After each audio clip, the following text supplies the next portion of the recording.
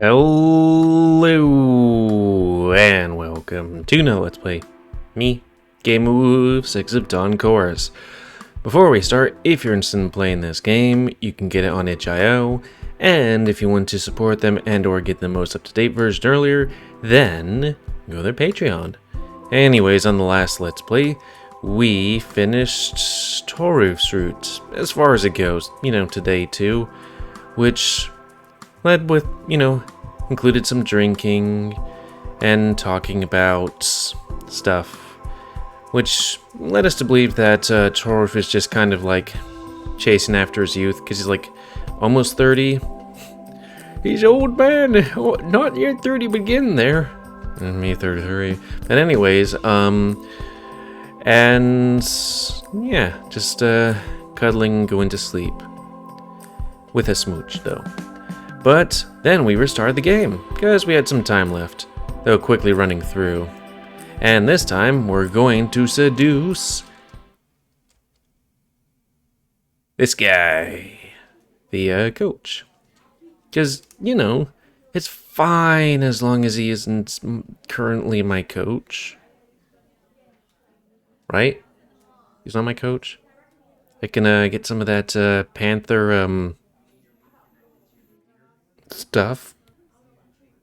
Yeah, anyways, yeah. Dark, here's your key. And of course, we don't really need to, but you might as well. I mean, I do have two other ones there. Oh, thank you, Professor. I mumble and take the key and the number 17 written on the tag, briskly returning to Miko, who we kind of ignored for a bit in the previous run. I still haven't done that saying he's jealous kind of thing. That'd be kind of interesting. I'm one of the first students to get a key, which turns out to be a somewhat lengthy process. Before leaving, we were given a choice between single and double rooms, as there were less students than available beds, and the university had rented the whole guest house. I decided to take my own. Miko had asked me if I wanted to take a room with him, and I even considered it, but in the end, I like having space to retreat to just by myself. And well, I don't know if I'm ready to share a room with him just yet. I think that's with regards to their past. Room number 17. I wonder if that's on one of the upper floors. Would be cool. I would have a nicer view. It's kind of weird. I do exposition out loud too. Maybe with a bit of luck, I'll get a room close to yours. Although, with the size of this guest house, I don't think it really matters. No, I'm gonna be, the person next to me is gonna be Toruf. He's not after sex. He's not after just sex.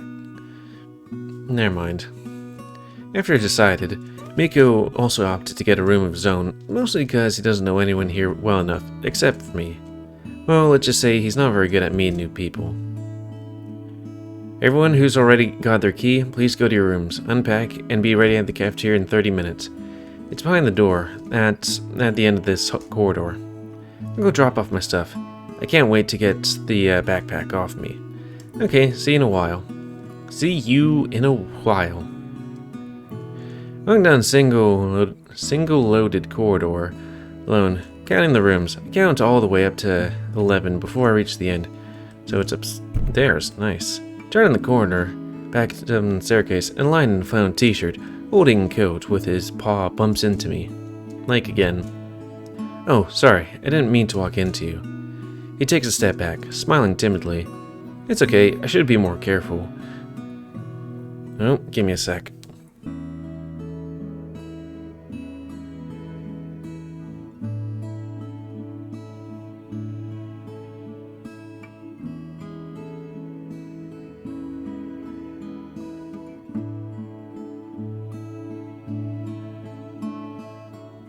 Sorry, somebody called me, so I have to make a reminder.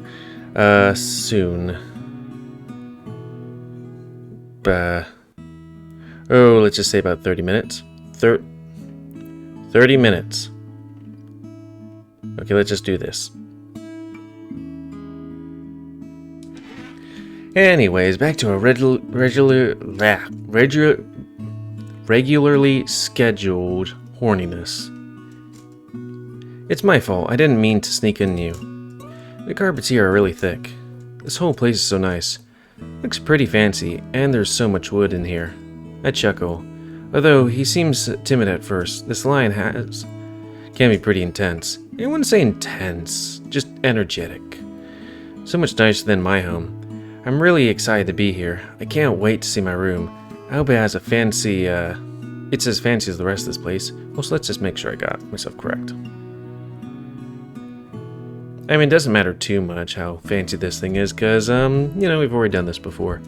Yeah, it's really nice. We just arrived here, and he's already bursting with energy. Yeah, I like it here too. It's really cozy.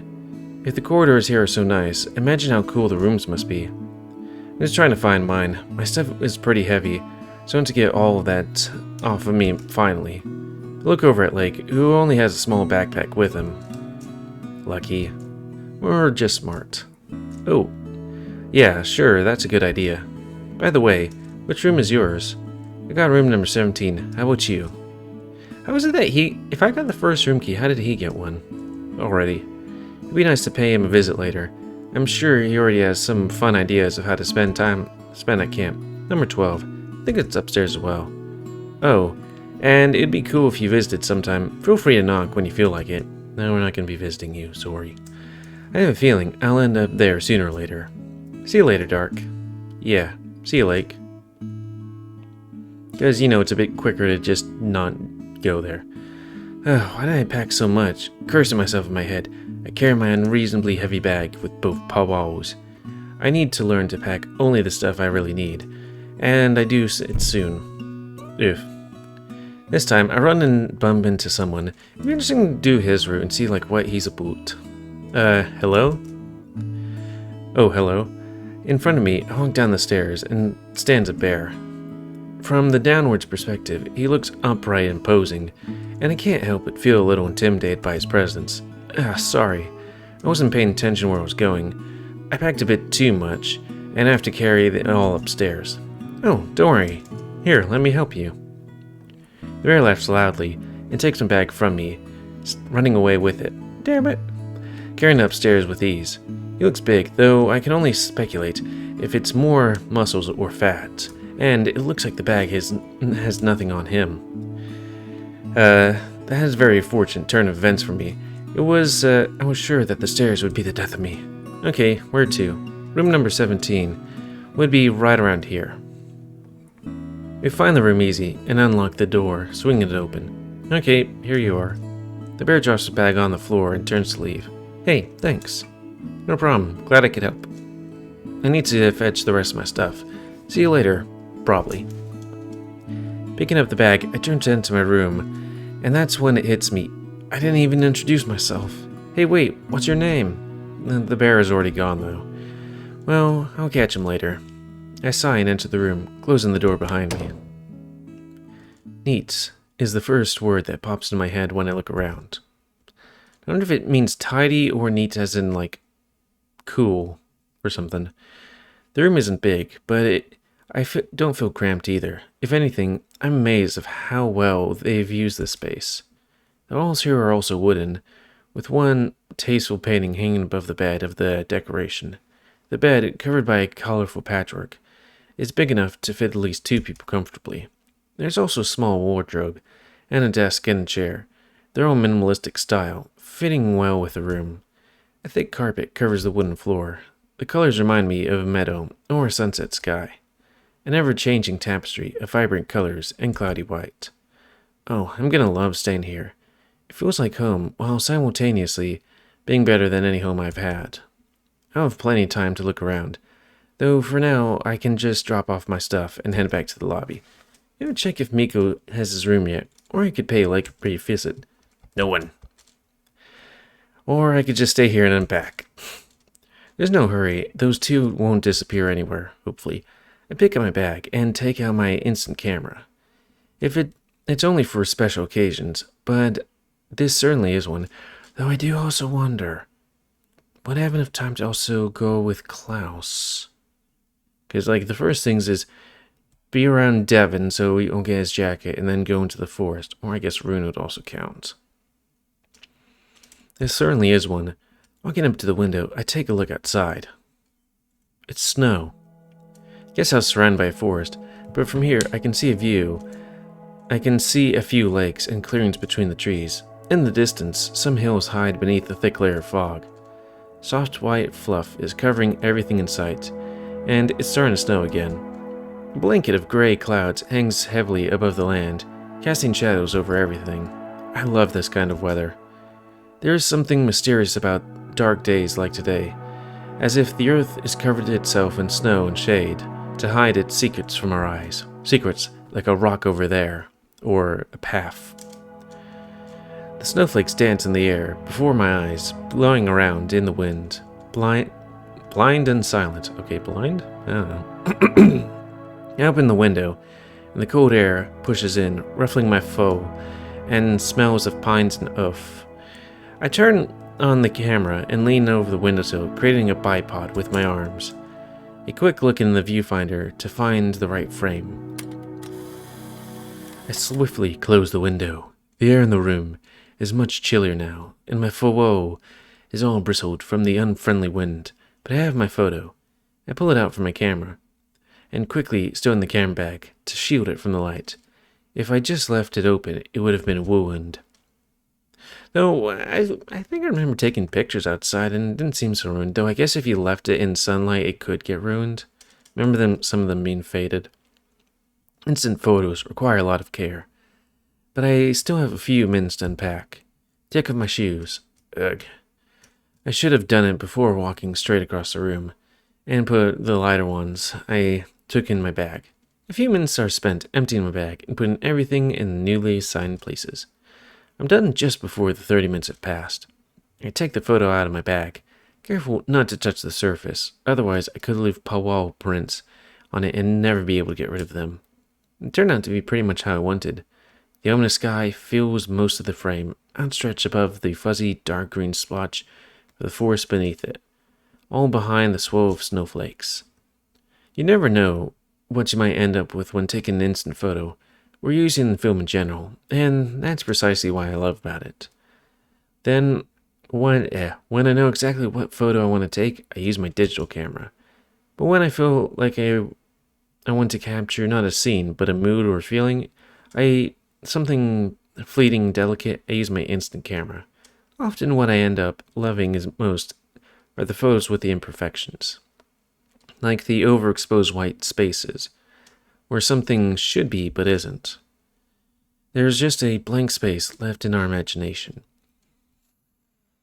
Those photos seem alive in a way, and that's what I'm aiming for here. I want a reminder of this space and the moment for future me. In a sense, there's something significant about the camp, as if something important is bound to happen here, like losing my virginity. My feeling senses tell me that. I grab my camera and put the exposed photo in the side pocket and leave the room. The corridors are all empty. Everyone must have already gotten there. A quick glance at my watch tells me it's 13:31, so I'm barely late a minute. But lunch is the last thing I want to be late to. I open the door and enter the cafeteria. Looks like I'm not the last one. Most of the seats are occupied, but some of the students I just saw on the bus are not here yet. The cafeteria is spacious and pretty modern, much better than what I would expect from a rural guest house. Some plants are lined up against the southern wall of the windows, and lamps hanging from the ceiling, lighting the room.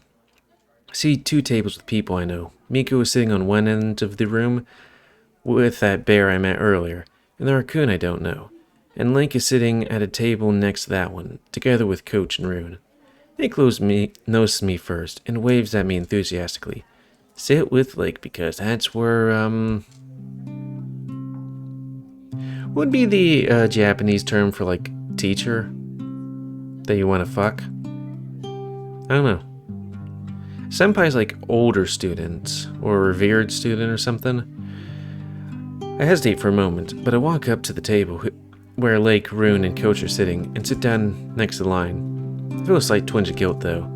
I want to make it some new friends, but I don't want Miko to feel like I'm pushing him aside again. I glance at the second table and see he's chatting with the raccoon, that bastard, and the bear listening to their conversation. Maybe I'm worrying over nothing. Hey, Dark. I didn't see you there, so I figured you'd be late. and saved you a seat. Unpacking already? Yeah, it took longer than I expected, but I managed to take a photo I even like, so it wasn't a waste of time. How about you? Oh yeah, I love the room I got. It's so nice, and I've got a huge bed all myself, and maybe the most comfortable carpet I've ever put my paws on. It's really comfortable. The university didn't skip on us for sure. I got a room with Jorgen. Do you know him? Oh yeah, Jorgen. I thought it was Bjorn. He's studying astrophysics, and he's in my group. One of the best here, actually. Sometimes I feel stupid compared to him. Like, in the last class we had, he finished everything an hour before me, and that's just usual for him. He told me that he will be late. He needs to finish something. I don't know what. I started to tune out and nod, mentally tired after the ride and the unpacking. Thankfully, I have no problems just falling asleep on the bus, but it's not exactly comfortable. I do like Lake a lot, but the enthusiasm is a bit exhausting sometimes. I shift my attention to the pair sitting across from the table, Coach and Rune. They seem to know each other, which isn't a surprise. They're much more casual to each other than I thought they would be, though. Hello. I'm still getting used to it. Hell, I don't even know if I ever will. You know, it's really funny hearing you talk about things completely normal to us. I had no idea Americans and Norwegians were that different. Yes, but it only makes me more glad that I'm here instead of back there. Dark, what about the photo you mentioned?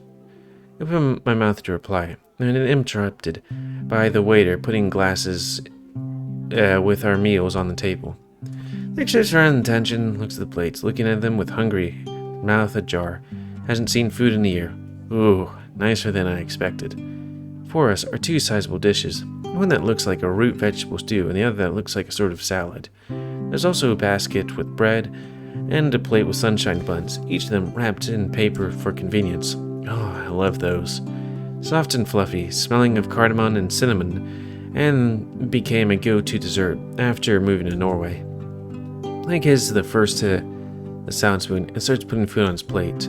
When he finishes, I extend my paw to take the spoon from him, but he shakes his head and starts filling my plate with food too. Don't bother. How much do you want? I can see Coach looking at it aside of the corner of his eye. Suddenly, I feel a little self-conscious. Maybe a little more. Thanks. Oh, that smells good.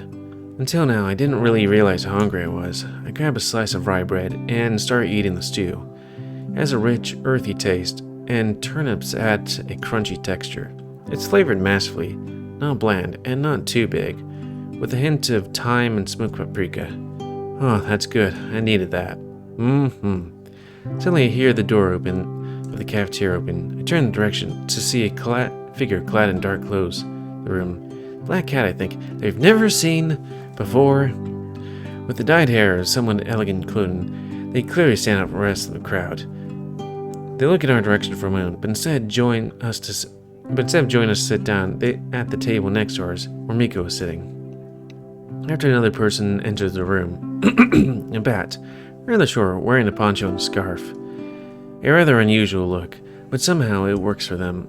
I don't think I've ever seen anyone wearing a poncho in Norway yet, but I think of it, it should somehow work very well in this climate. They look around the cafeteria, searching for something or someone. They finally see us and start walking in our direction. Jorgen, come over here. We're already eating. So that's the roommate he was talking about.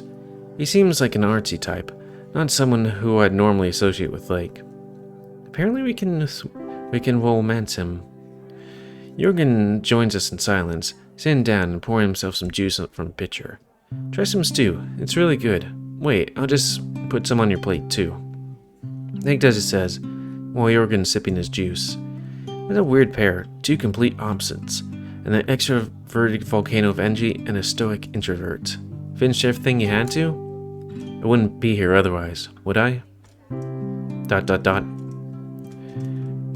Introduce myself. Hi, I'm Dark. Are you a friend of Lake? You're a friend of Lake, yes? I think you could say that, yes. Good meeting you then. Likewise. His expression definitely doesn't say so. Well, I tried.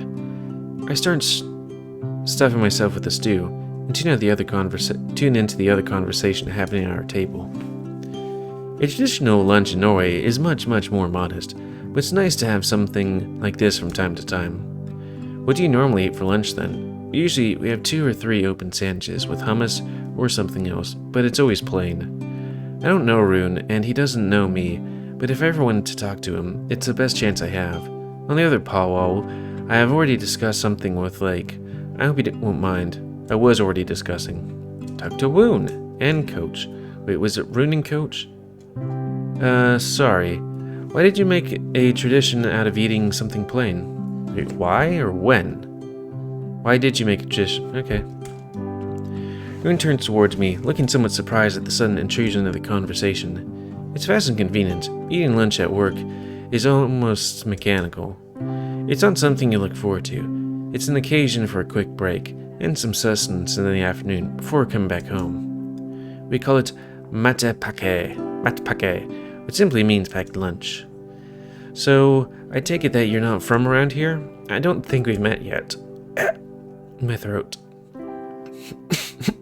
I think I was reaching my limit. I just finished major minor.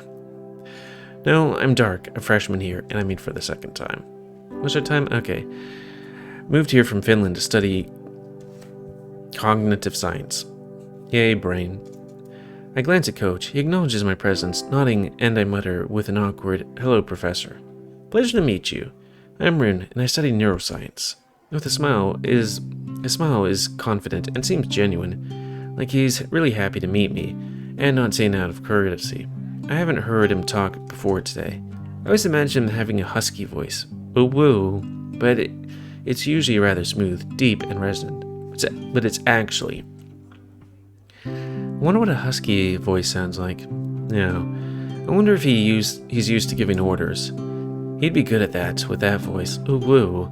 I can't remember what voice he had in my dream. Maybe my own? It's weird that I've done stuff with him before, even before he knew me. Even if it was a dream. I would like to take a better look at him, but his gaze is perched right through me. Besides, his lively eyes are mesmerizing.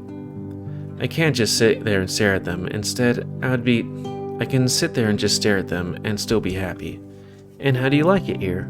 Oh, it's not that different. Norway is beautiful, of course, with all the mountains and fjords. But our way of living is fairly similar. Our languages have nothing in common, though. It will take me much more than these 4 months I've been living here to be able to hold a conversation in Norwegian. The fact that we can't even agree on one national standard doesn't make it any easier, I imagine. It was confusing at first, yeah. I learned that you don't speak just one language. Back in Finland, I was living in a small town, and here I'm living in a big city. That makes the biggest difference. I had trouble sleeping for the first few nights. It's much brighter and louder at nights than back at my home. And of course, I miss having a sauna in the building where I live. Wait, you had a sauna in the same building? Yes, it's pretty standard in Finland. Most people have a sauna in the same building they live in, be it a house or an apartment building. Oh wow, I like saunas, but that's pretty crazy. Nah, what is crazy is that I have to take a bus to go to a sauna. Well, it would be pretty convenient to have one within walking distance. A nice relaxing sauna after a workout would be great. I know that there is one here, so if you want to, we can hit the sauna with me. Just say so. He winks at me. Ooh, woo. I left nervously, blushing. I think my heart just skipped a beat. Meanwhile, Coach finished eating and stood up, grunting to get everyone's attention. Attention, everyone. I have a few important things to say. But I'm going to be having sex with one of you kids. So, who wants to take a pic? Okay, when I said kids, I mean college students. You know what I mean. Cafeteria goes silent for an instant. Everyone turns at the coach in the coach's direction, who's standing next to a seat. Welcome to the first day of our winter science camp. Ahead of us is a full week of activities, lectures, and practical classes, and some lecture time as well. For now, we'll let you rest. After lunch, you're free to do whatever you please. Today is for integration and fun. Kern. Devin takes out a note from his pocket and starts to read from it. Dinner is at 1600 here in the cafeteria. This evening, if the weather allows, those who signed up for it We'll be observing stars from the terrace. What would 1600 be? 4 o'clock? Oh yeah, because they have dinner and supper and this is lunch. All the guest house facilities are at your disposal. This includes a swimming pool, sauna, and common space with a snooker table. Ah, yes. Rune was right then. A small win for me. Please remember that tomorrow we'll be meeting at the entrance at 7:45 or 07:05 hours for a trip to the town. Don't be late. Breakfast will be served at 700. Devin folds the paper back and hides it in his pocket, looking around the room at the students. Yeah, let me just redo this again. Maybe it's because when I look over there, it tilts that way. You're all adults. You're free to leave the guest house. Just please do not do anything stupid. It would be us teachers that would have to handle that.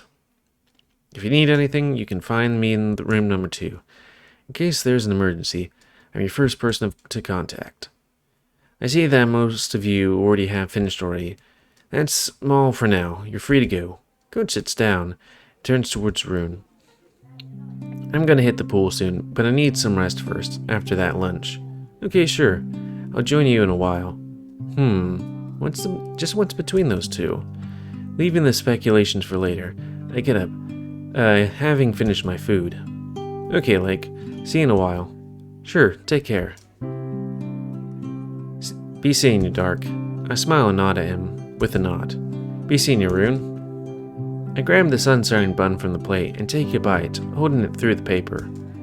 So good. I let out a pleasured sigh. Giving Lake a pat on the shoulder, I start walking out of the cafeteria and towards my room. I bump into a few students on my way to the cafeteria, but thankfully the bun didn't take any damage. Leaving the crowded room, I catch myself humming a melody. I haven't been in such a good mood in a long while.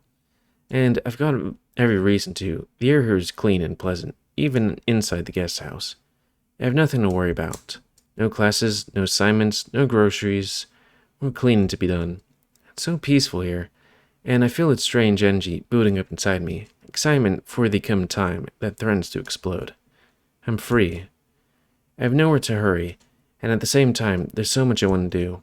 And we have the whole camp ahead of us. I already can't wait to walk around the forest here, take in some photos, and hop into the sauna afterwards. Rune's words echo in my head. If you want to hit the sauna with me, just say so. Wink, wink. Was that actually an offer, or was he joking? Because I definitely would take him up on it. I conjure up an image of him sitting in the sauna bench, throwing a towel around his waist, sweat dripping from his muscular body. The slow increase of a thing underneath the towel, rhythmic with his heartbeat. No, not a good time to think about things like that. I walk through the glazed part of the corridor and see the same phenomena of the mountains from the room. I can't get enough. I can't get enough of this view. The shrouded peaks cover the snow, and barren and raw. The forest undulating in the wind. The falling snow, pearly white and gleaming. Beautiful, isn't it? I yelped, startled, and I'm completely lost in my thoughts, and did not hear the footsteps behind me. Sorry, I didn't mean to startle you. I saw you standing here, daydreaming. What's up? I was just thinking of how great it is to be here now. It's a good change from the scenery to change the scenery from time to time. Miko ups up to the window and stands beside me. His arm almost brushes against mine, but he doesn't move any further away. His gaze focuses on the window before us, but then his tail touches mine for a brief moment before he sways it to the other side. Looks like he's still hesitant to initiate physical contact, or maybe he's unsure if it would be okay with it. I move a bit close to him so that our arms touch. He's shorter than me by a head, so we can't bump shoulders, but I hope he understands the gesture. A subtle smile appears on his snout. I brush my tail against his, and he doesn't shy away, keeping close to me. Hey, good to see you two are getting along well. Suddenly, someone approaches us from behind and pats our backs unceremoniously. Travis, hey there. A tanuki shorter than Miko, with a lively gleam in his eyes. Hello there. Do we know each other? Not yet. I'm Travis, and I know Miko from neurobiology classes. We study in the same department. We actually just talked for the first time earlier today. when we were both waiting for our keys. What are you two doing here? Just looking outside. Really depressing, isn't it? I'm starting to miss the sun already. What? You don't like snow? It's fun for a while, but I'd rather be on a beach now and catch some sun in my fur. The closest beach isn't that far from here, but the part about the sun might be more problematic. Anyway, I better get going. I want to rest a bit after lunch. You know, digesting takes some energy. You have a nice rest. I'll be in my room in any case. You know where to find me. Feel free to drop by. Oh, Miko, I'm sorry for the last run. I know and turn around, continuing to my room. I'm sorry for eventually being curious and saying that you're going to be jealous, Root. Anyways, finally, standing there before the door of my room, I put a paw in my pocket to take out a key. ... But it's not there. I wiggle my paw inside my pocket, but it's empty. I check the other pockets. Only my phone is there. And of course, I wouldn't put my keys in the same pocket as my phone. I feel a cold sweat on my forehead. No. Things like that don't really happen. There really is no way I could lose the key. I always put the keys in my right pocket. I swear, and wear trousers with deep enough pockets that nothing falls out. Sorry, I'm a little tired. Yeah, we're on time. I guess we'll run into Rune and then we'll call it. I press the handle of the door to try and open the door, but it doesn't budge. Oop, I should probably make sure I pause this. But it doesn't budge. I knew I locked it away. I didn't want the siren to go during my thing. Okay, deep breaths. The key must have fallen somewhere out of my pocket, somewhere along the way. Maybe in the cafeteria. I simply have to retrace my steps and look for it. Turn back around and walk down the stairs, scanning the carpet for any unexpected shapes. Some students pass along the way, and try my best not to look distressed. I don't want the others to look at me as if I'm some sort of clumsy kid, but foremost, I'm scared of the possible fines for losing key. I'm just a student without a job. I can't really afford putting even more strain on my budget. Better not even consider it. I feel like I'm already on the verge of a panic attack. I might have already wanted some adventures during my camp, but this is definitely not what I had in mind. Why are you staring around? Yeah, it's a good time to call it. So anyways, end of this Let's Play. So comment, guys, I like comments, tell me what you like, dislike, tips, tricks, always. If you like my YouTube and would like to see it grow, then please subscribe and check out the various epic ground. Please remember to remain here and most control the pet population. Tomorrow I hope to do Fuga instead of reading visual novels, because I like visual novels, but my throat can't take it. Oh woo. And until next, oh yeah, and comment, like, subscribe, check out the videos and Spain here. And until next time, let's wait me, GamerWolfSix of Don Course. Don't call me a good boy. So thanks and see ya.